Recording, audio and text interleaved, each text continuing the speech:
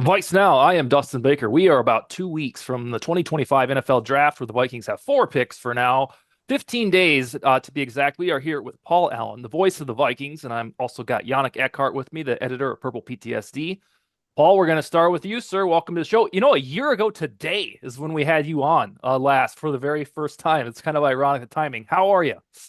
Excellent, Dustin. Great to see you. Yannick, great to chat with you also. And with all due respect to you, Dustin, and Mhm. other people who have named podcasts and websites like this, Purple PTSD.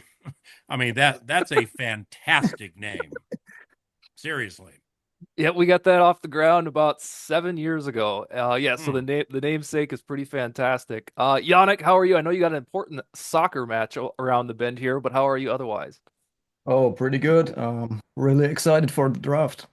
Yep, it's not far away. It's in Green Bay of all places.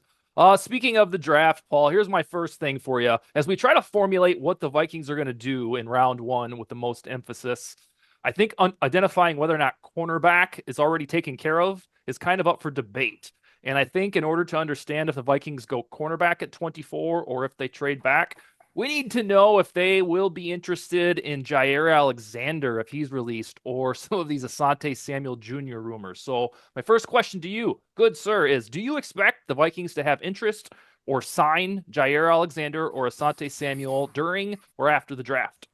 Very fair question. I have no steam on either. All I can share about that, from kind of being next to the team, is over the years, Kevin O'Connell he's had high praise for Jair Alexander, and I've heard so many coaches talk about so many players for such a long time that you just need to learn whether the person is saying it because they don't want to say something bad about an adversary for the proverbial bulletin board material. But with Kevin, I've always felt it was genuine with Jair. I haven't heard anything on Asante Samuel Jr. I've respected his career. I remember when his dad played for Philly, picked off Tavares Jackson in the wild card round of the 2008 playoffs, got to the house on that. So the pedigree is great. I don't really know if they'd be interested in either one of those after Isaiah Rodgers and Jeff Okuda. But if we're going to throw names out there, and I haven't talked to anybody with the team about this, but the minute I saw the Raiders cut Jack Jones, I don't know anybody with the Raiders. I'm not going to call anybody and be like, why is he a bad guy off the field or whatever. I know he has four pick sixes because I remember his first from the arm of Aaron Rodgers when Jack played for New England. But when we saw the Raiders last year in the preseason in that McCarthy game, for whatever the reason, Antonio Pierce in that game decided to play the likes of Max Crosby, Christian Wilkins, Jack Jones, some of his best defensive players longer than I thought. So I got a good look at Jack Jones. And I mean, he got cut for a reason. I don't know what that reason is. Jack Jones is a player, man. You get Jack Jones in the right kind of culture and you get him squared away, somebody's going to win with Jack Jones. So I like that name if they were to go outside of the box. It's worth noting for Vikings fans who are watching that if they want Jack Jones, they can go get him right now. They don't have to wait because he would not screw up their compensatory draft pick formula. Yeah. Whereas Asante Samuel Jr., they're going to have to wait until right after the draft if he is their guy, and we don't even know for sure if Jair Alexander will be released. Yannick, what do you got for Paul Allen? So back on Jack Jones, the Vikings put a waiver claim on him in 2023 when he was released, and he Wow. was here for a pre-draft visit in 2022. So there are Mm, some ties. that's So good steam right there, Yannick. I had no idea. um, we're all pretty excited about the free agency class and Will Fries and Javon Hargrave, Jonathan Allen, all these guys. But at the end of the day, a team can only go as far as a quarterback takes them. So what are your thoughts on McCarthy? Do you think he can guide a team to the playoffs and even further than the first round? Yeah, that's a great question, and it's obviously the low hanging fruit right now, moving forward with the team. With whatever interest they had or did not have in Aaron Rodgers, it didn't take place, because of JJ McCarthy, and There were some other backups out there, that may have intrigued the team or certainly intrigued me. And, they didn't make any moves on them either. So with JJ McCarthy, the way I look at this as of now is how am I going to put this? They're not forcing something in just to be like, we drafted him. We don't care what everybody else says or who everybody says we should take. We're going to make this guy work. Yeah, the fact that it's not that they really like him, and they really like the intangibles about him, as much as what people have seen. And that would be, really all we can call on is training camp last year in that Raiders game. And, with JJ recalling things that I heard and or saw, if he makes a mistake, he generally doesn't make the same mistake twice. You can coach him hard because he's receptive, which means you can get into him a little bit, which you can't with all kids. And he has a wonderful arm. Plus, he worked a lot under center at Michigan, and his play action game is going to be really good, especially with the addition of Jordan Mason to complement Aaron Jones. So, with all that said, how far can they go with him? What one of the underscored facts during all of the Aaron Rodgers conversation that was kind of bugging me when people were like, Rodgers, even with what he did with the Jets, he absorbs things so quickly. And yeah. I mean, to say Aaron Rodgers probably would be better in certain facets of a football game than JJ McCarthy at this stage of their lives, that's not a stretch. Okay. But one thing that was being shortchanged, and I have to call on the 2023 Viking season to get this take, is don't shortchange Kevin O'Connell and this high-end offensive staff as to what they can do with what they have. So therefore, they're going to know better than us what McCarthy cannot do as he continues to mature, and positions he's going to be put in that may not necessarily be the perfect position right now. This coaching staff can work around that and get productivity that we probably don't see right now. So McCarthy, and why I say 2023 is what they got out of Josh Dobbs until Dennis Allen put elite film on him in the second half of a New Orleans Saints game. And then he went to Denver and then threw the hospital ball to Jefferson in Vegas, and the whole thing was over. All right, so that had an expiration date. Jaron Hall's situation didn't work. Nick Mullins.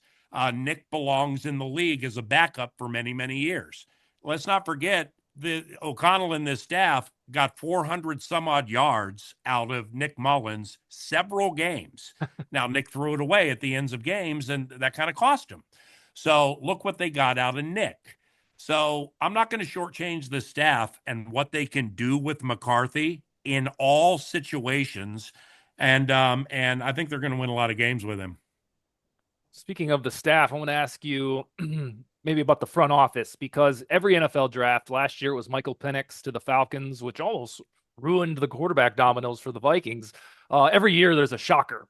So from a Viking standpoint, if there's something that makes fans go, holy cow, damn, they did that, what would that be in round one for the Vikings?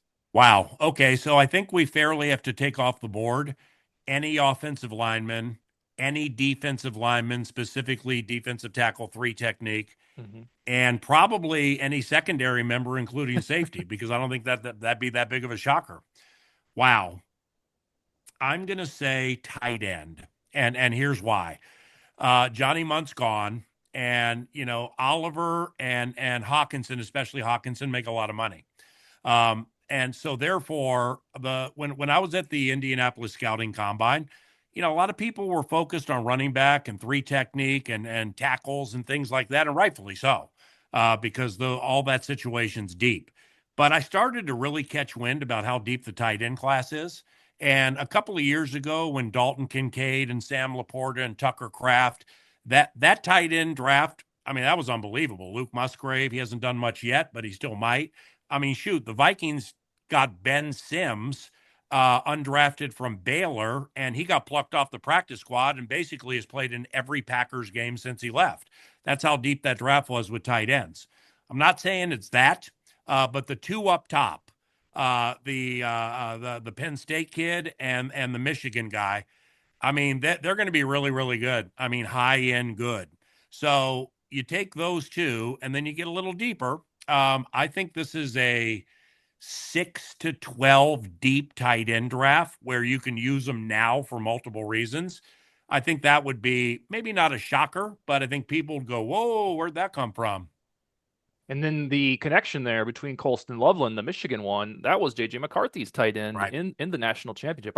It took me a stupid long time to have that Wow. epiphany about 2 weeks ago. So Yeah. I don't know if Loveland falls past the No chance. Chargers or the No chance. Broncos.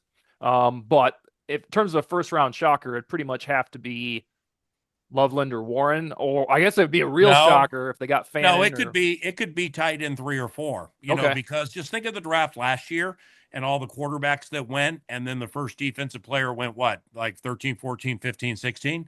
Every year something like that happens in the draft where it's like, wow, here go 3 corners in a row or three techniques in a row. That's going to happen again this year with either offensive linemen or defensive tackles, especially if Shedeur Sanders falls past 10. Then it's going to get goofy depending on where Shedeur goes.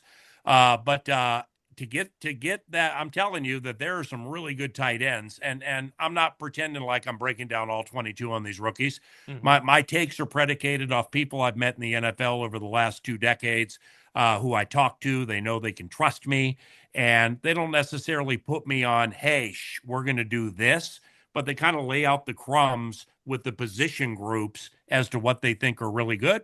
And I've started to hear a lot of that over the last 2 weeks about tight ends.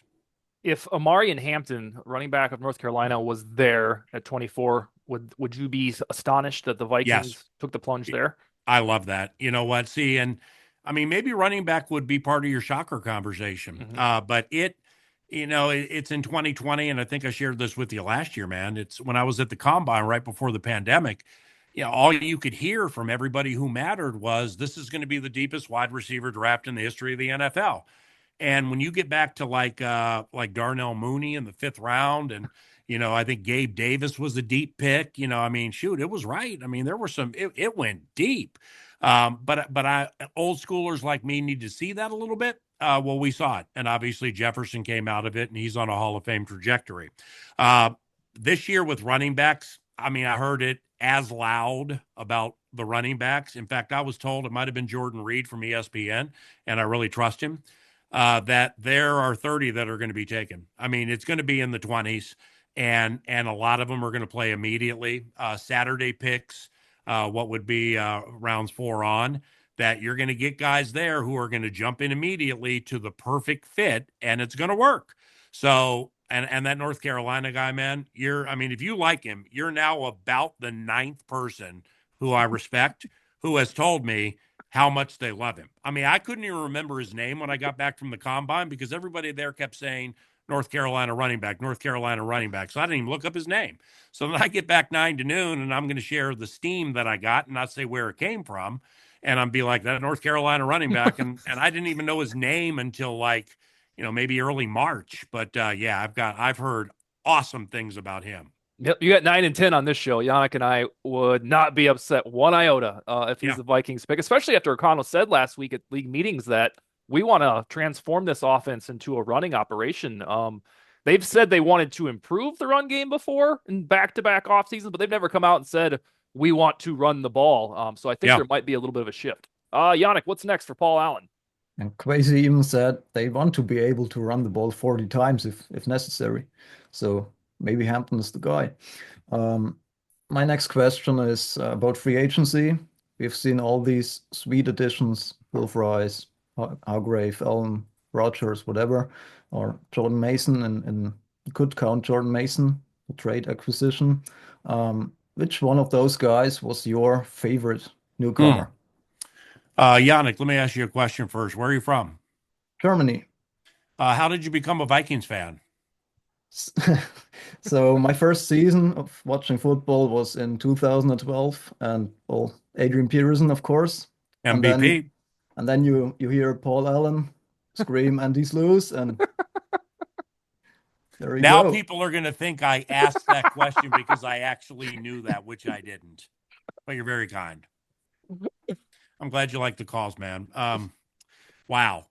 Off the running game thing that you guys just brought up, and what Kwesi said at the owners' meetings, where if it requires running it 40 times, they want to be able to do it. Ryan Kelly and Will Fries, now taking over center and right guard. You can do that behind them. And in fairness, I mean, health is a question for both those guys until it's not. And Tyler Williams and the training staff here, super well respected around the league. They won a Super Bowl with the Rams, came over here with O'Connell. So I see what the team is doing, how they trust that group to patch things together and keep people up to speed. So, with the way they want to run this year, having not talked to O'Connell about it, I would speculate that they want to do better between the tackles, and they want to be able to move man and kind of beat you down with a running game, get you tired for the fourth quarter, where they really haven't done a lot of that over the last 3 years. Now, so that leads to Jordan Mason, and that's his running style. But to your question, and this is with all due respect to Jonathan Allen and everybody who's come in, Javon Hargrave or Isaiah Rodgers. It's one of those two. Hargrave, from what I've been told, before he got hurt last year, I mean, he was upper echelon for three techniques. Now, again, before he got hurt, so we got to deal with that. I've always been a Hargrave fan from afar because he has that competitive arrogance to him, and that's actually a compliment. He just knows he's better than you, and he's meaner than you, and he's stronger than you, and he's going to beat you. And then at the end of the game, he's going to shake your hand and say, if you want to talk about any pointers to make sure this doesn't happen again, Mr. Center, left, or right guard, I'm here for you. I've been a Hargrave fan for a long time, but my answer is going to be Isaiah Rodgers, and here's why. When O'Connell was at the owners' meetings, and he said to the beat writers something along the lines of Brian Flores, wants Isaiah Rodgers to be this year's Zach Bond. And he thinks he can with what Zach did last year with Philadelphia coming from New Orleans. Ding, ding, ding. Okay, that gets the radar going. Or no, that keeps the radar going. The radar got going for me on Isaiah Rodgers when on the first day, the legal tampering bit that Monday. You got all these $100 million deals taking place and these big names going all over the place. And then it's like, what? The Vikings signed who? Isaiah Rodgers? To a little 2-year, I don't know what it is, like a smaller deal. I'm like, damn. I mean, they must really not have wanted to mess around with anybody, flirting with him during free agency. So they identified him early. They obviously like him a ton. When you start hearing, we think he can be this year's Zach Bond. I mean, man, that's lofty praise right there. So I'm not as analytically gifted as some other people. I see the stuff on social media. I don't really follow it, but I guess Pro Football Focus or some others are like, when in man coverage, Isaiah Rodgers is a really good corner. Well, Byron Murphy was made for man. Jeff Okudah, when he's up to speed and things are right with him, was made for man defense. We saw that a few years ago, week 2. Darius Slay beat up Justin Jefferson at the line. It was that pylon game. Beat him up at the line and really, really got rough with him. We played the Lions the next week, the game KJ Osborne walked off on him. Okudah did the same thing to Jefferson. And it was one of the most physically impressive things I've ever seen done against Justin Jefferson at the line of scrimmage. JJ eventually got around it, but it took a while. Okudah has that to him. Well, it's clear that they're going to play some aggressive man with their cornerbacks. And so therefore, if that's what Isaiah Rodgers does, if they identify him that early and he's not like a Milton Williams type, and they roll the dice with Okudah, who plays the same way, Isaiah's tailor-made to really, really get his career going again with Brian Flores' defense. I say Isaiah Rodgers. That speech makes me think that the cornerback room is all set in terms of the hype mode. Maybe. Let me ask you this. We got 2 more for you, Paul. If you were the Vikings GM, if you were Kwesi Adofo-Mensah, what would you do with the first pick? Whether, like, who would you take? Or if you traded down, would you endorse? Would you take after that? Well, Yeah, it's a good question. I mean, it's kind of a cliched question that's really, really good because it's hard to answer. You know what Hmm. I mean? It's like you'll hear it a lot, whether I do interviews or I bring it up 9 to noon KFAN, because it's hard to answer. I make offensive linemen favored. Um, I make defensive linemen the second choice, and then I make secondary, including safety, the third choice. So that's the route of attack, personally speaking, I would take. And the reason being is even though it's best player available, draft for need, everything we've heard 8 million times, and all teams do it. I'm a big fan of amplifying what you have and what you believe in that already is good. The offense is already high end. You make the investment on the offensive lineman, you get the bruising running back to back up Aaron Jones. Well, then let's take it a step farther. I mean, and this is, I like Blake Brandel a lot, and Blake did some really good things during last season. And with all due respect, things fell off at the end. I think he led the team in penalties, but there's room for Brandel in the NFL. But if you're looking to finalize things with left guard, and get the kind of guy that you want, that's not a veteran like Kelly or Fries, that's not coming off an injury, and you love him, then I say go for an offensive lineman and just go ahead and with the Minnesota Moving Company, as we call it on the Vikings Radio Network, just finalize that. I'd be surprised if you started the season with Darisaw. From what I'm hearing about Justin School, who they got from Tampa Bay, is you can start him for a little while, and he started 5 last year for Tampa Bay, so maybe that'll be the case. But he's of the variety we're talking about. He's tough, and he if with Kelly and Fries and O'Neal, and then eventually Darisaw and one other guy, if you want to power run, vertically pass, you can do it. If you want to do zone stuff and get wide and do a lot of stuff O'Connell does really well, you can do it because they all can move.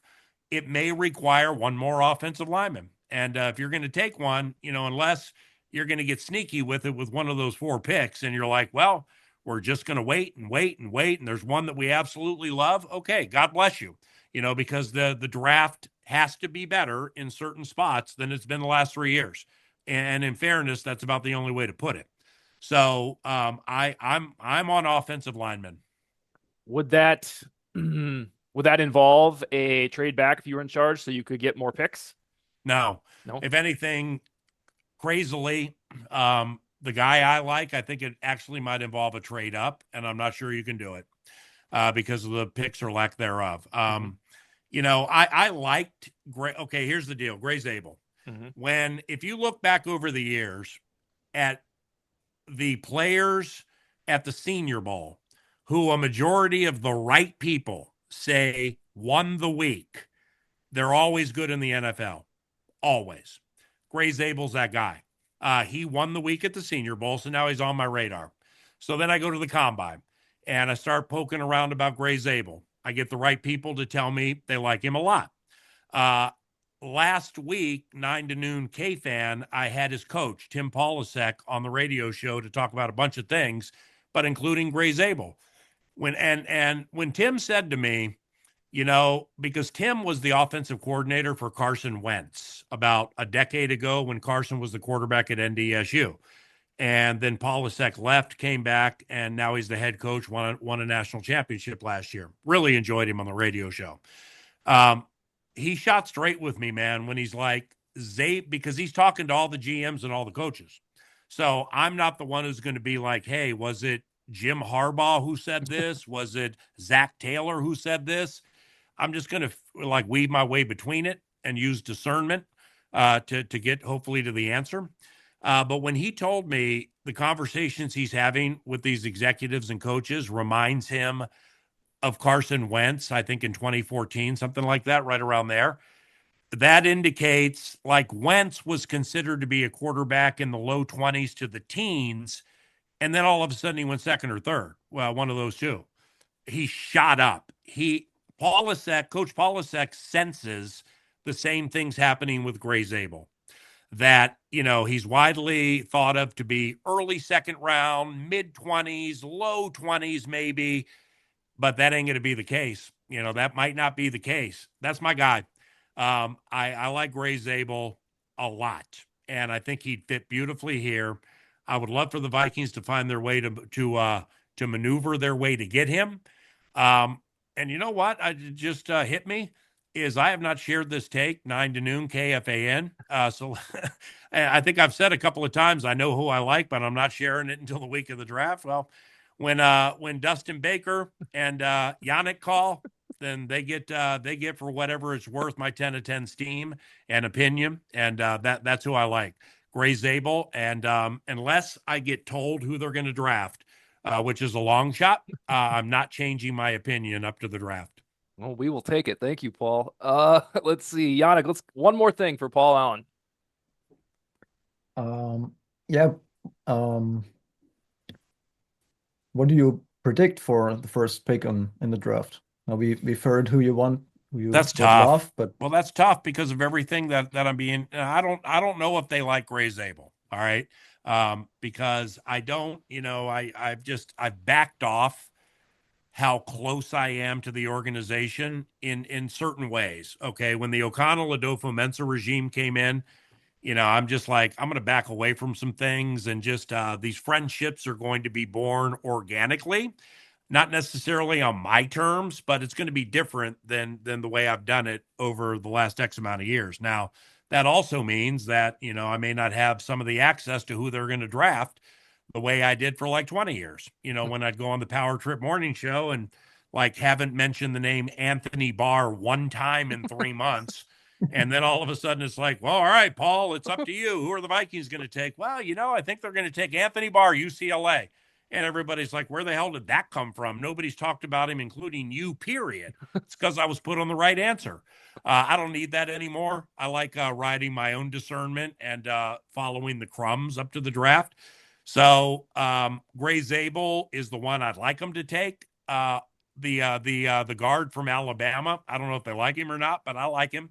This Will Campbell, I've gotten some steam on him, some opinions, and he's not going to be anywhere close, I don't think, to where the Vikings draft. Holy cow. I talked to somebody today who knows a ton about the draft. He's going to be on the radio show tomorrow, Corey Chavis. And he is in love with Will Campbell. So like, I'm in love with Will Campbell now because Coach Chavis always right. So that it's the trading back part to get more picks. If they do that, okay, I understand. It's great getting more picks.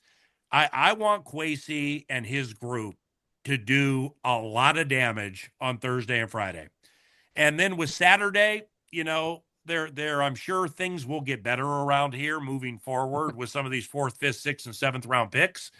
Like Brett Beach and Howie Roseman and some other Holmes with Detroit, some other guys have done really well with it. We are doing extremely well with free agency, and not everybody does.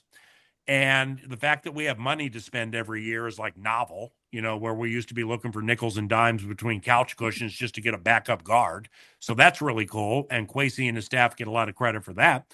But I want them to make sure they hit on Thursday and Friday. And depending on what they have on Friday, just hit it. I don't care where it is, man. Just hit it. It has to be hit. McCarthy and Dallas Turner have to be good. They have to be good because of what was given up to get them. So that's all what's right in front of us right now. But I don't know. I kind of stay around 24 and find my way to an offensive lineman. Okay. So do you merge that with your prediction as well? That's even though you're not absolutely plugged in, you think that they'll end up with a lineman? My prediction is my prediction. So, like the first year of the O'Connell group, Lewis Cine barely was on my radar. After that, because I had gotten word at the combine from some people I know in the league how much Sean Payton allegedly liked JJ McCarthy. I put a little more time into that because I had heard that the Vikings like JJ McCarthy a lot. So therefore, I put a little more time into that than I usually do. These are all my opinions. whomever they love, I'm going to support and call the games. Sure. Until it's shown that the Caleb Evans of the world and the Lewis Scenes and Brian Asamoah is still on the team, but I mean Brian's got to get going on defense a little bit if he wants to play defense as an inside linebacker. He's gotten quite good on special teams, but McCarthy, Turner, and whomever you take first this year, bam! You want to get to the Super Bowl, you not just hit on them; they have to be really good. So I'm looking for that. Amen, sir. All right. Well, that's all we got, Paul. You got anything you want to get off your chest before we log off? Not really. You guys are No. fantastic. Let's not wait a year again before we do this again. So may God bless you guys and your podcasting ventures. If there's anything I can ever do to help you, let me know. All right, sir. We'll hit you up maybe next month or in June or so you can come back, okay? Yep, for sure. All right. Take it easy, Paul. Take it easy, Yannick. Bye, Yannick. Bye. See ya.